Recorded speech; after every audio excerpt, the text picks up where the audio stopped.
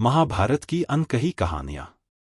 इस वीडियो में महाभारत की छुपी हुई कहानियों और रहस्यों को उजागर किया गया है, जो इस महाकाव्य और उसके पात्रों के बारे में कम ज्ञात विवरण प्रस्तुत करता है। यह महाभारत के अनदेखे प्रसंगों और पात्रों की गूढ़ मनोभावनाओं को सामने लाता है, जिससे इस प्राचीन ग्रंथ को एक नई दृष्टि से समझने का अवसर मिलता है। महाभारत का ऐतिहासिक संदर्भ। महाभारत केवल एक धार्मिक ग्रंथ या युद्धकथा नहीं है, बल्कि यह एक ऐतिहासिक, दार्शनिक और सांस्कृतिक दस्तावेज भी है।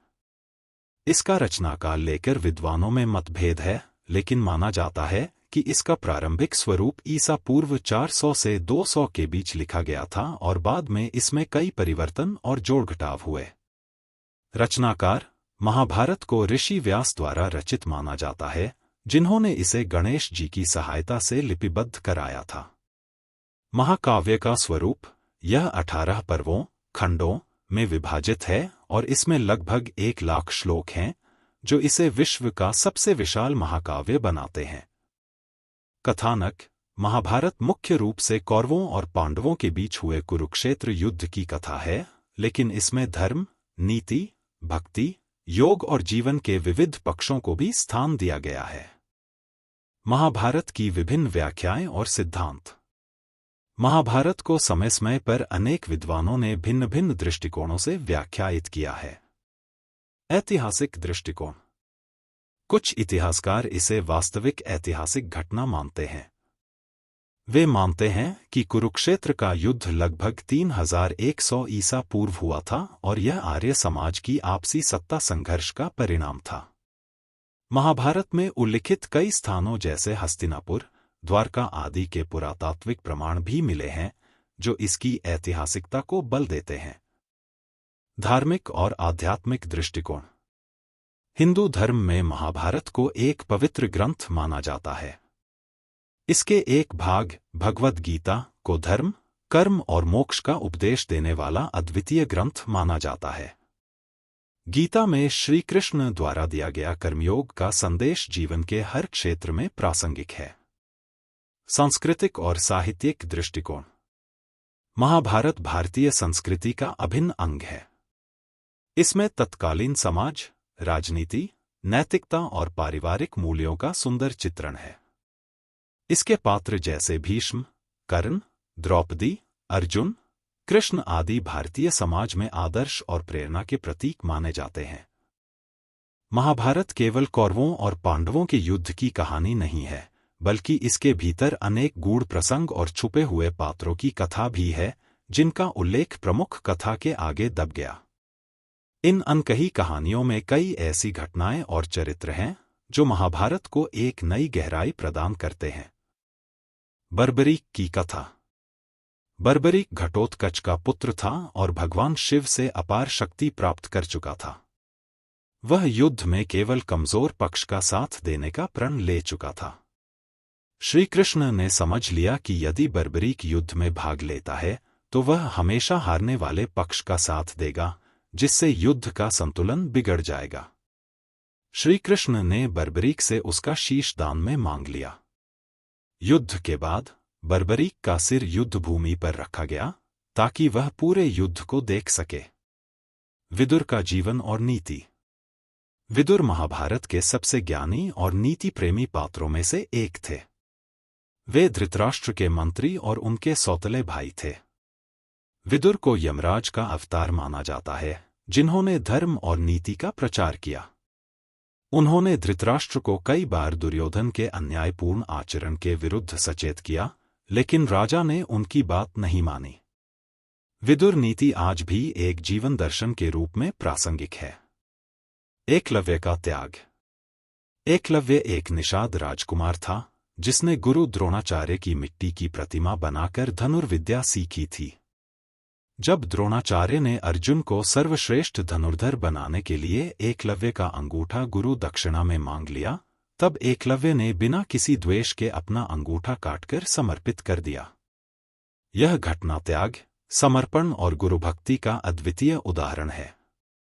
महाभारत के प्रमुख पात्रों की जटिलता और मनोविज्ञान।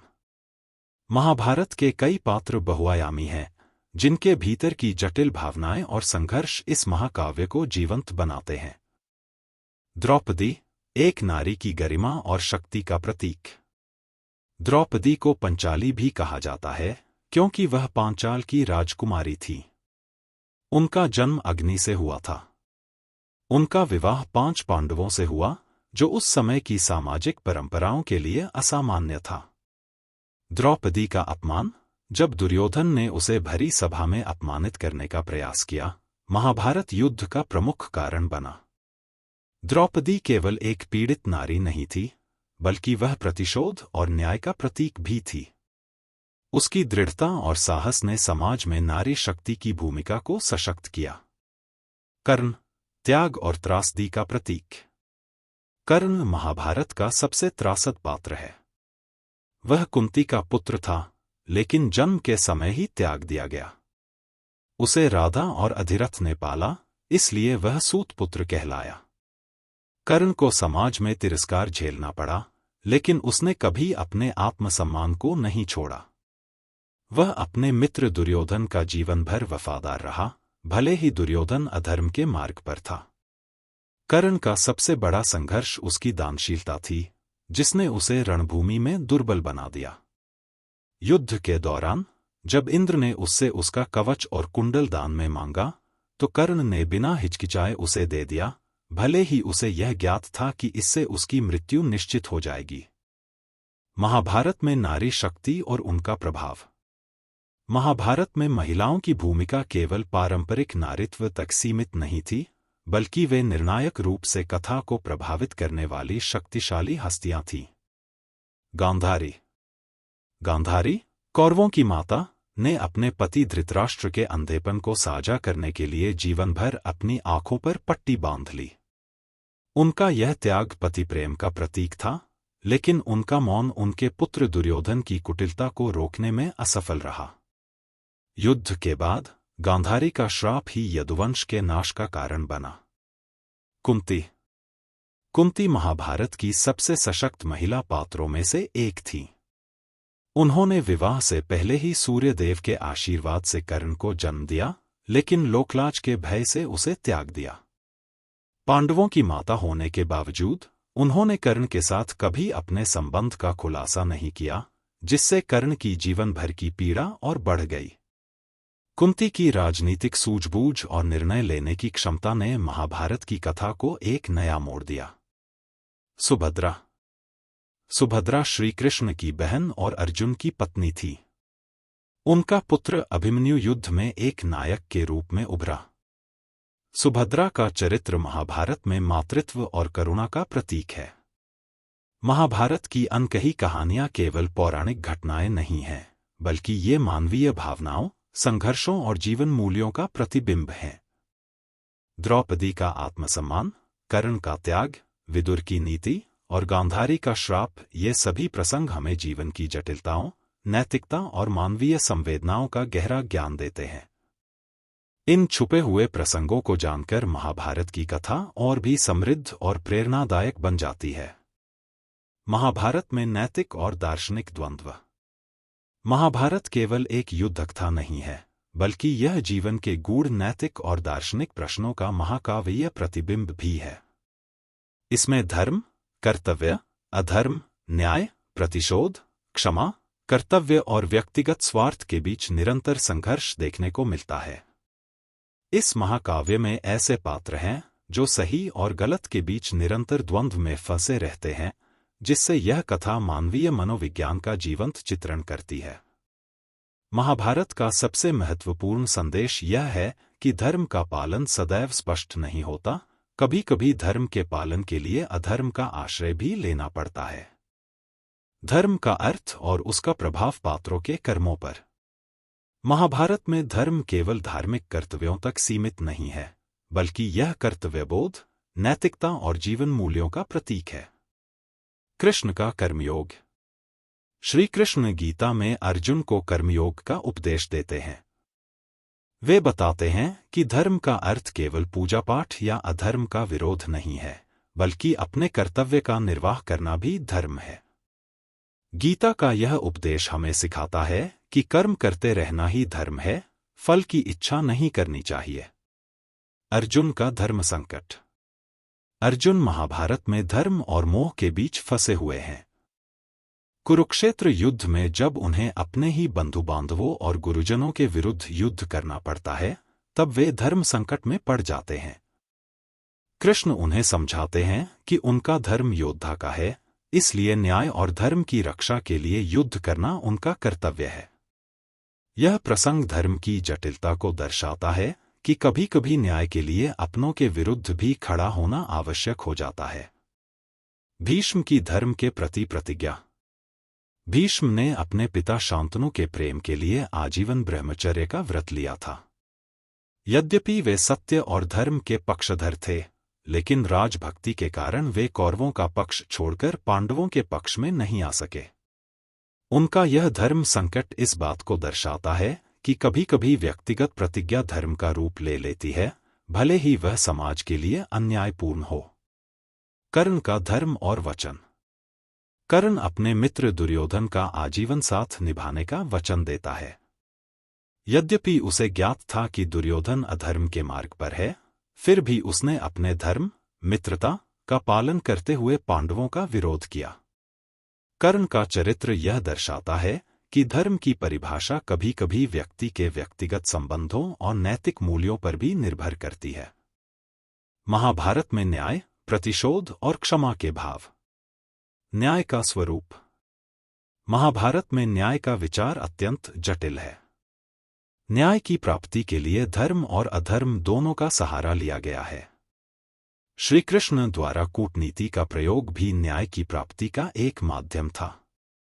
उदाहरण: युधिष्ठिर का धर्मराज होना, लेकिन युद्ध में झूठ बोलकर द्रोणाचार्य का वध करवाना, यह धर्म के लिए अधर्म का सहारा लेने का उदाहरण है। श्री कृष्ण द्वारा भीष्म और कर्ण का वध अधर्म का सहारा लेकर करवाया जाना भी न्याय प्राप्ति की जटिलता को दर्शाता है। प्रतिशोध का प्रभाव।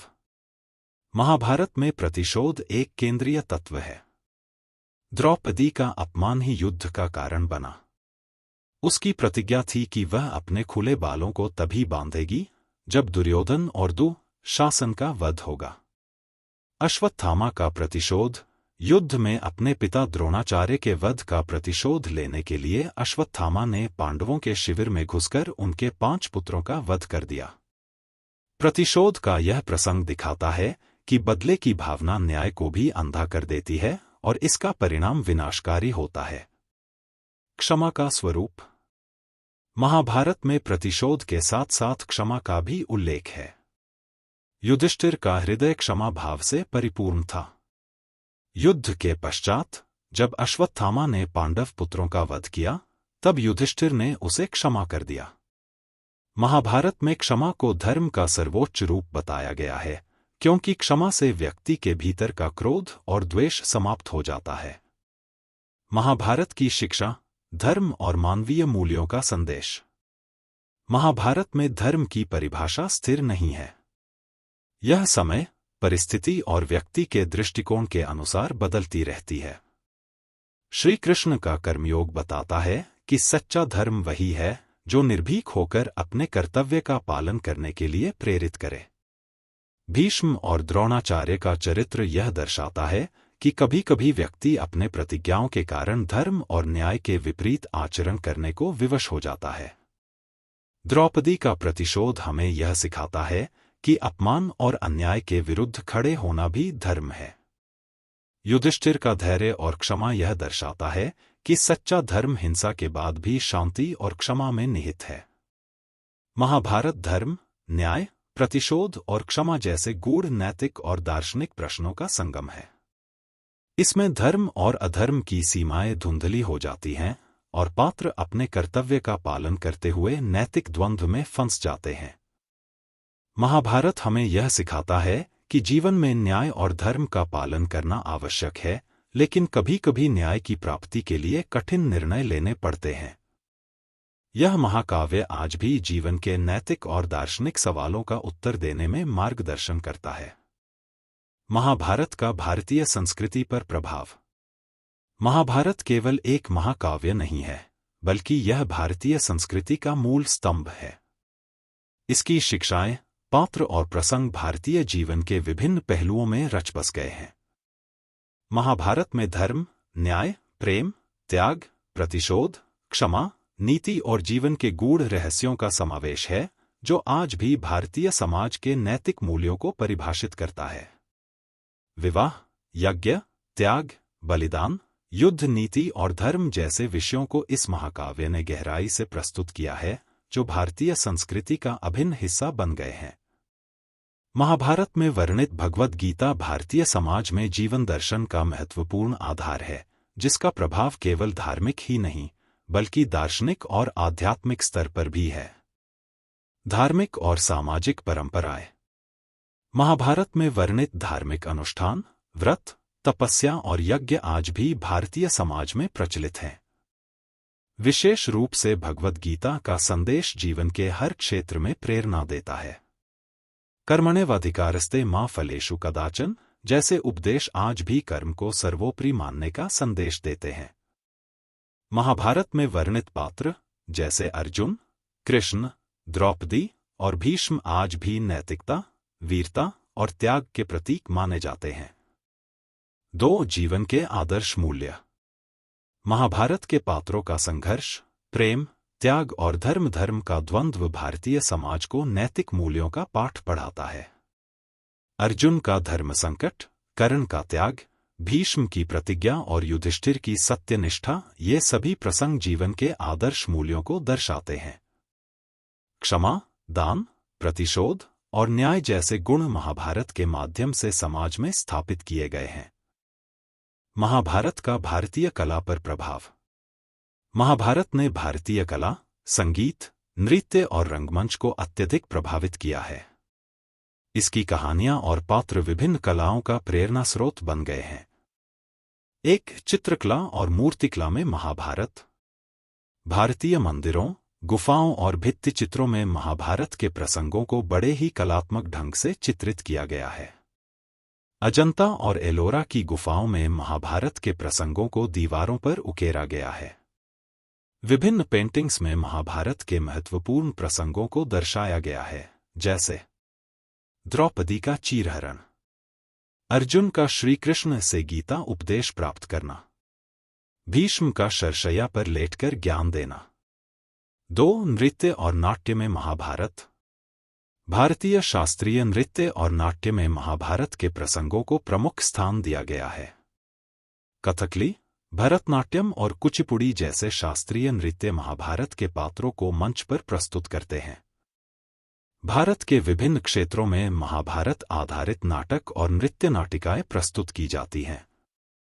विशेष रूप से दक्षिण भारत में यक्षगान नामक नाट्य शैली में महाभारत के पात्रों और घटनाओं का मंचन किया जाता है। भारत में होने वाला रामलीला और महाभारत का मंचन आज भी लोक कला का अभिन्न अंग है। 3. संगीत में महाभारत। भारतीय शास्त्रीय संगीत में महाभारत के प्रसंगों को रागों और भजनों के रूप में प्रस्तुत किया गया है। कृष्ण लीला और गीता के श्लोकों पर आधारित भजन और संगीत रचनाएं आज भी अत्यंत लोकप्रिय हैं। महाभारत पर आधारित भक्ति गीत और भजन भारतीय संगीत का महत्वपूर्ण हिस्सा हैं। साहित्य में महाभारत का प्रभाव। महाभारत ने भारतीय साहित्य को गहरे स्तर पर प्रभावित किया है। इसकी कहानियों और पात्रों पर आधारित अनेक रचनाएं विभिन्न भाषाओं में लिखी गई हैं। 1. संस्कृत साहित्य में प्रभाव। संस्कृत में महाभारत का विस्तृत ग्रंथ कृतिवास महाभारत के रूप में संकलित है। कालिदास, भास और भवभूति जैसे कवियों ने महाभारत के प्रसंगों पर आधारित नाटक और कविताएं रची। अभिज्ञान शाकुंतलम में भी महाभारत के पात्रों का उल्लेख मिलता है। 2. हिंदी और अन्य भाषाओं के साहित्य में प्रभाव। हिंदी साहित्य में महाभारत के पात्रों को आधार बनाकर कई काव्य और उपन्यास लिखे गए हैं। मैथिली शरण गुप्त की कृति यशोधरा और रामधारी सिंह दिनकर की रश्मिरथी कर्ण के चरित्र पर आधारित है। बंगाली, तमिल, कन्नड़, मराठी और अन्य भारतीय भाषाओं में महाभारत के पात्रों पर आधारित रचनाएं प्रचलित हैं। महाभारत का आधुनिक सिनेमा और साहित्य में प्रभाव। महाभारत की कहानियां आज भी आधुनिक साहित्य, सिनेमा और टेलीविजन को प्रेरित करती हैं। एक टेलीविजन और फिल्म में महाभारत 1988 में बी.आर. चोपड़ा द्वारा निर्मित महाभारत धारावाहिक भारतीय टेलीविजन का एक मील का पत्थर था, जिसने इस महाकाव्य को घर घर में लोकप्रिय बना दिया। हाल के वर्षों में भी महाभारत पर आधारित कई टीवी धारावाहिक और वेब सीरीज बनाई गई हैं। फिल्मों में भी महाभारत के पात्रों और घटनाओं का उल्लेख मिलता है। बाहुबली फिल्म में महाभारत से प्रेरित कई दृश्य और पात्र देखे जा सकते हैं। 2. आधुनिक साहित्य में प्रभाव। आधुनिक उपन्यासों में महाभारत के पात्रों को नए रूप में प्रस्तुत किया गया है। पांचाली की महाभारत और कर्ण की आत्मकथा जैसे उपन्यास महाभारत के पात्रों को आधुनिक दृष्टिकोण से प्रस्तुत करते हैं। देवदत्त पटनायक और अमीश त्रिपाठी जैसे लेखकों ने महाभारत पर आधारित आधुनिक साहित्य रचा है। महाभारत केवल एक महाकाव्य नहीं, बल्कि भारतीय संस्कृति, कला और साहित्य का आधार है। इसने धर्म, न्याय, नैतिकता और जीवन मूल्यों को स्थापित किया है। यह महाकाव्य जीवन के आदर्श, नीति और नैतिकता का मार्गदर्शन करता है। इसका प्रभाव भारतीय साहित्य, नृत्य, संगीत, रंगमंच, सिनेमा और टेलीविजन में आज भी स्पष्ट रूप से देखा जा सकता है। महाभारत की शिक्षाएं, पात्रों का संघर्ष और नैतिक द्वंद्व हर युग में प्रासंगिक रहेगा, क्योंकि यह मानवीय जीवन का शाश्वत प्रतिबिंब है। महाभारत युग युगांतर तक प्रासंगिक महाकाव्य। महाभारत में शाश्वत जीवन मूल्य और सार्वभौमिक सत्य। महाभारत केवल एक प्राचीन कथा नहीं, बल्कि मानवीय जीवन के शाश्वत सत्य और मूल्यों का प्रतीक है। यह महाकाव्य जीवन के जटिल प्रश्नों, मानवीय भावनाओं और नैतिक दुविधाओं का दर्पण है। इसमें धर्म, न्याय, प्रेम घृणा, लोभ त्याग, अहंकार क्षमा जैसे तत्वों का अद्भुत समावेश है, जो हर युग में प्रासंगिक बने रहते हैं। महाभारत में वर्णित युद्ध केवल एक भौतिक युद्ध नहीं था, बल्कि यह नैतिकता और अधर्म के बीच का संघर्ष था, जो हर युग में व्यक्ति और समाज के स्तर पर चलता रहता है। एक अधर्म और अधर्म का संघर्ष। महाभारत का मुख्य संदेश धर्म के मार्ग पर चलने की प्रेरणा देना है। यद्यपि पांडवों को धर्म के लिए युद्ध करना पड़ा, लेकिन यह युद्ध मात्र सत्ता के लिए नहीं था, बल्कि न्याय की स्थापना के लिए था। श्री कृष्ण द्वारा गीता में दिया गया उपदेश धर्म का शाश्वत सत्य है, जो आज भी जीवन में मार्गदर्शन करता है। धर्मो रक्षति रक्षितः, अर्थात धर्म की रक्षा करने वाला स्वयं धर्म द्वारा सुरक्षित रहता है। महाभारत सिखाता है कि सत्य और न्याय के लिए संघर्ष आवश्यक है, भले ही परिस्थितियां प्रतिकूल क्यों न हों। 2. कर्म और भाग्य का सिद्धांत। महाभारत में कर्म और भाग्य का गहरा मंथन है। गीता में श्री कृष्ण अर्जुन को कर्म का महत्व समझाते हैं। कर्मण्येवाधिकारस्ते मा फलेषु कदाचन, तुम्हें केवल कर्म करने का अधिकार है, फल की चिंता मत करो।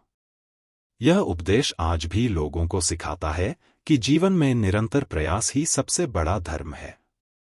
महाभारत में भाग्य का भी उल्लेख है, लेकिन इसे कर्म से अधिक महत्व नहीं दिया गया है। 3. मानव स्वभाव और जीवन की सच्चाई। महाभारत में मानवीय स्वभाव का अद्भुत चित्रण किया गया है। कर्ण का दानशील और प्रतिशोधी स्वभाव, द्रौपदी का आत्मसम्मान, युधिष्ठिर का सत्यनिष्ठा और दुर्योधन का अहंकार, ये सभी मानव स्वभाव के विभिन्न पहलुओं का प्रतिनिधित्व करते हैं। यह महाकाव्य हमें सिखाता है कि मनुष्य अपने गुणों और दोषों का मिश्रण होता है। महाभारत पीढ़ी दर पीढ़ी प्रासंगिकता। महाभारत सदियों से भारतीय समाज का अभिन्न हिस्सा बना हुआ है। इसके पात्र और प्रसंग पीढ़ी दर पीढ़ी लोगों को प्रेरित करते आ रहे हैं। एक आधुनिक युग में नैतिकता और धर्म का मार्गदर्शन। आज के समय में भी महाभारत की शिक्षाएं उतनी ही प्रासंगिक हैं जितनी प्राचीन काल में थी। राजनीति, समाज और जीवन के जटिल प्रश्नों का उत्तर महाभारत के पात्रों और घटनाओं में निहित है। उदाहरण के लिए, युधिष्ठिर का सत्यनिष्ठ स्वभाव हमें सच्चाई का मार्ग अपनाने की प्रेरणा देता है। कृष्ण का कर्मयोग हमें सिखाता है कि अपने कर्तव्य का पालन ही धर्म है। भीष्म की प्रतिज्ञा हमें त्याग और कर्तव्यपरायणता का पाठ पढ़ाती है। 2. आधुनिक समाज में महाभारत के प्रसंग। आज की दुनिया में भी महाभारत के पात्रों और प्रसंगों का प्रतीकात्मक महत्व है। कृष्ण का उपदेश आज भी संघर्षशील व्यक्ति को मार्गदर्शन देता है। कर्ण का जीवन हमें सिखाता है कि प्रतिभा और दानशीलता होने के बावजूद भी जीवन में गलत पक्ष चुनने पर विनाश निश्चित है। द्रौपदी का अपमान समाज को यह चेतावनी देता है कि स्त्री का अपमान एक सभ्यता का पतन कर सकता है। महाभारत से स्वयं के जीवन में प्रेरणा लेना। महाभारत केवल एक कथा नहीं, बल्कि जीवन का मार्गदर्शन करने वाली एक जीवन शैली है। इसमें हर व्यक्ति के लिए कुछ न कुछ शिक्षा छिपी हुई है। यह महाकाव्य हमें अपने जीवन में धर्म, सत्य, त्याग, क्षमा और न्याय के मार्ग पर चलने की प्रेरणा देता है। महाभारत के जीवन मूल्य। धर्म का पालन। जीवन में धर्म का पालन करना आवश्यक है, चाहे परिस्थितियां कैसी भी हों। सत्य का महत्व। युधिष्ठिर का सत्य के प्रति समर्पण सिखाता है कि जीवन में सत्यनिष्ठा सर्वोपरि है। कर्म ही धर्म है। कृष्ण का कर्मयोग हमें सिखाता है कि फल की चिंता किए बिना कर्म करना ही धर्म है। क्षमा और संयम। महाभारत सिखाता है कि प्रतिशोध के स्थान पर क्षमा और संयम जीवन को अधिक समृद्ध बनाता है। अंतिम संदेश। महाभारत से प्रेरणा लें और आत्मचिंतन करें। महाभारत केवल एक ग्रंथ नहीं, बल्कि जीवन का सार है। इसके पात्रों और प्रसंगों में मानवीय जीवन के हर पहलू का प्रतिबिंब है। यह महाकाव्य हमें अपने जीवन में धर्म, सत्य और न्याय का पालन करने के लिए प्रेरित करता है। इसका संदेश केवल भारतीय समाज के लिए ही नहीं, बल्कि पूरे विश्व के लिए प्रासंगिक है। आइए, महाभारत के इस अमर संदेश को अपने जीवन में आत्मसात करें और अपने जीवन में धर्म, न्याय और सत्य का मार्ग अपनाएं।